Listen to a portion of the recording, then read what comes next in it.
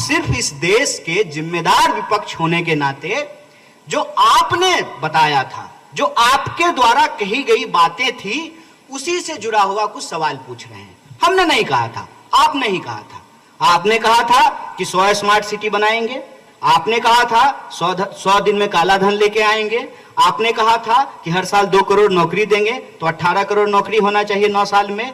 आपने कहा था किसानों की आमदनी दुगनी कर देंगे, आपने कहा था महंगाई कम कर देंगे, आपने कहा था कि महिलाओं के ऊपर अत्याचार कम हो जाएगा, आपने कहा था कि इस देश के भीतर जो भी रहने वाले लोग हैं सबको साथ लेकर के चलेंगे और अच्छा दिन आएगा। ये तमाम वादे आपके द्वारा किए गए थे, और आज आप अपने अचीवमेंट के रूप में जो चीजें गिना रहे हैं उसमें एक भी यह बात नहीं कही जा रही है। स्वयं प्रधानमंत्री ने इन बातों को बोलना बंद कर दिया है। आपने देखा होगा कर्नाटक के चुनाव में भाजपा ने रोजी रोटी, कपड़ा, मकान, शिक्षा, स्वास्थ्य, सड़क, बिजली, पानी पे चुनाव नहीं लड़ा।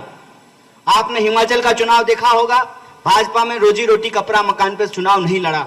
और आज आप कहीं भी बीजेपी के लोगों से बात करके देख लीजिए, आप जो ही रोजी रोटी की बात करेंगे, जो ही आप रोजगार की बात करेंगे, जो ही आप महंगाई की बात करेंगे, तो जानते हैं क्या कहेंगे? तो महंगाई कम करना प्रधानमंत्री का काम है, रोजगार देना प्रधानमंत्री का काम है।